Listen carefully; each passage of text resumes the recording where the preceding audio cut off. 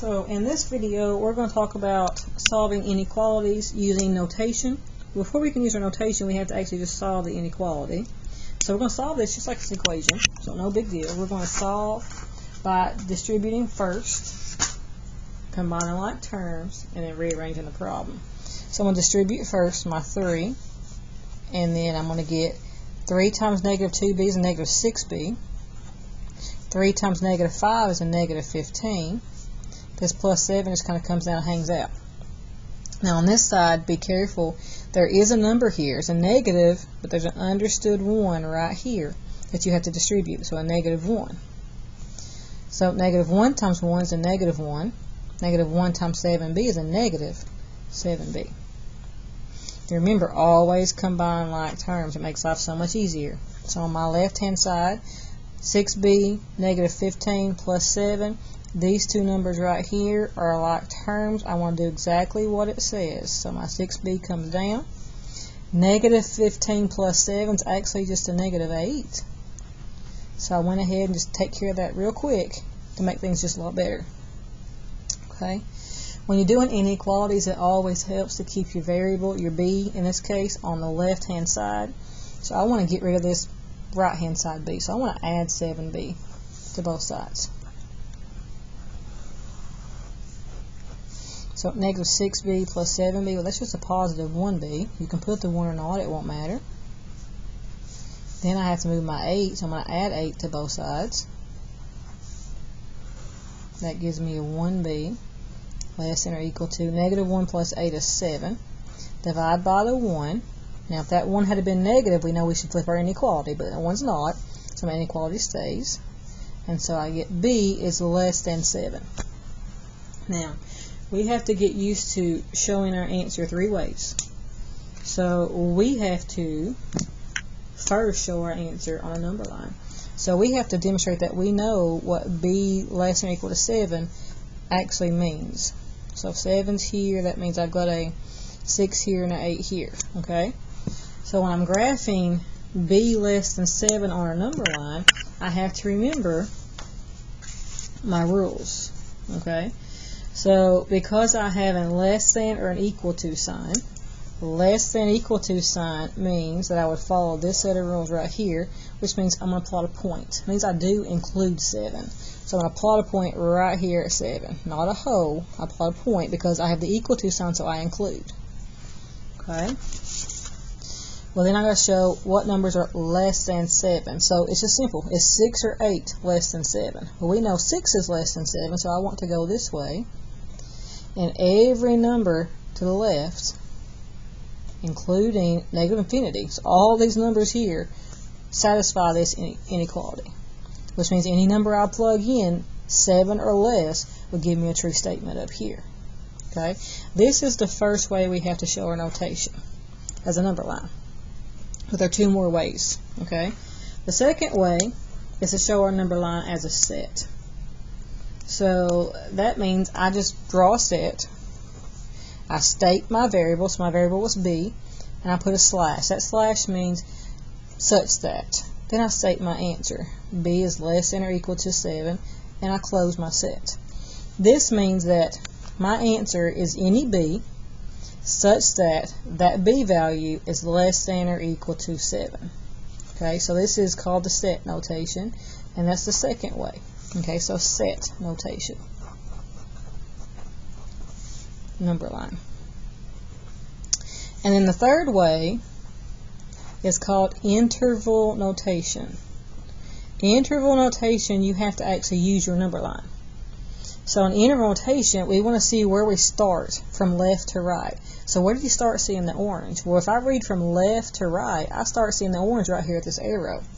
So this arrow represents infinity, but because it's going to the left, it's going to be a negative infinity. So it's all those numbers from negative infinity. And it goes, my orange goes from negative infinity all the way up until 7. I stop at 7. I don't go past 7. Okay? So this is my notation. And again, I have to use these rules here. So I have an infinity.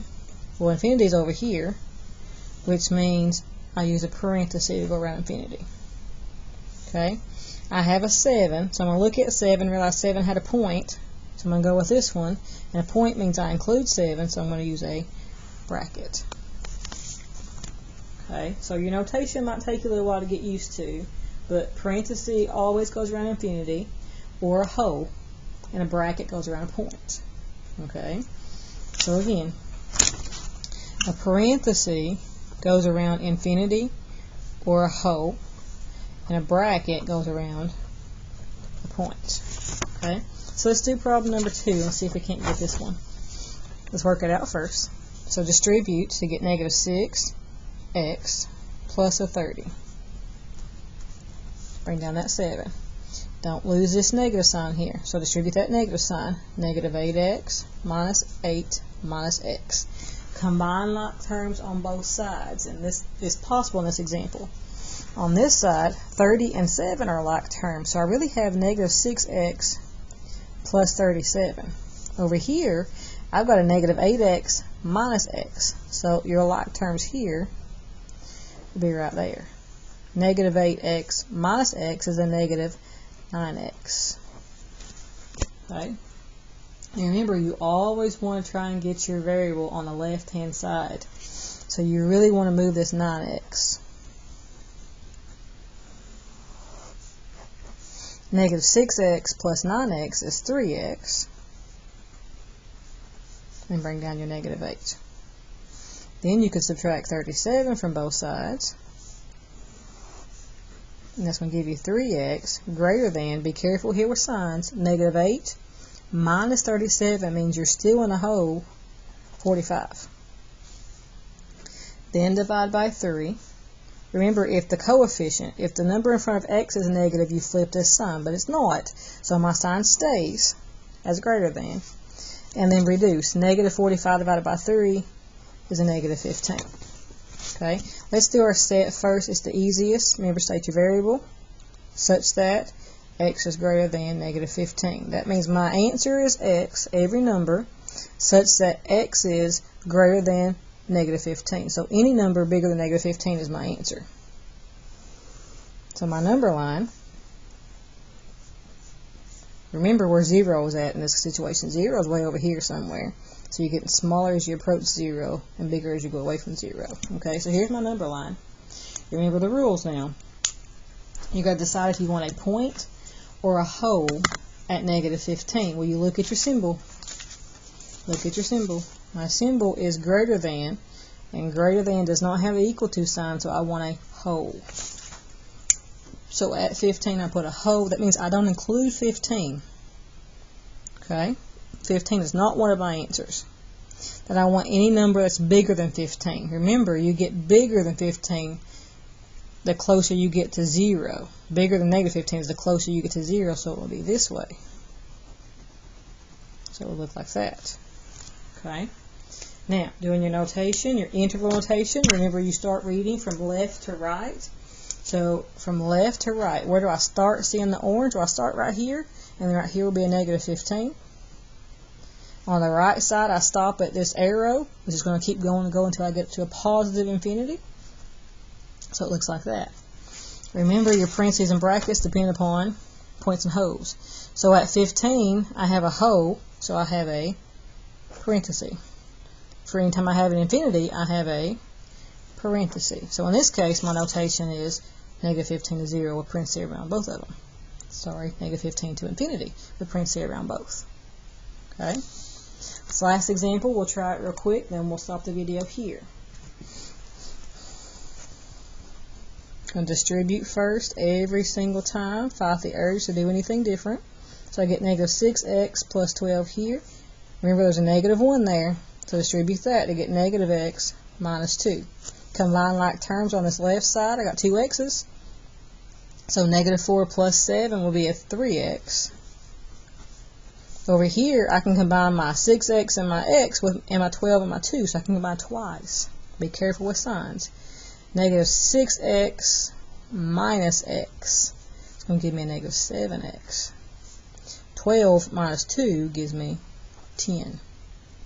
Remember, try and get your x's on one side. You want on the left side, so I'm going to add 7x. So I get 10x less than 10. divide by my coefficient, I get x to be less than 1.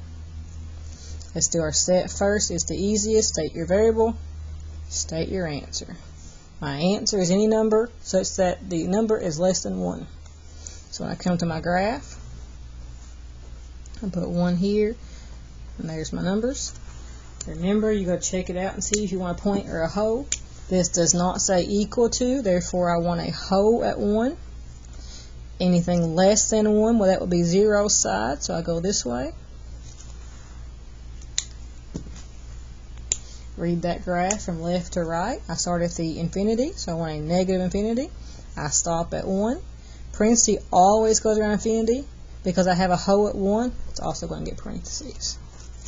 Okay, so study your rules on how to solve equations and write your notations for inequalities. Very important.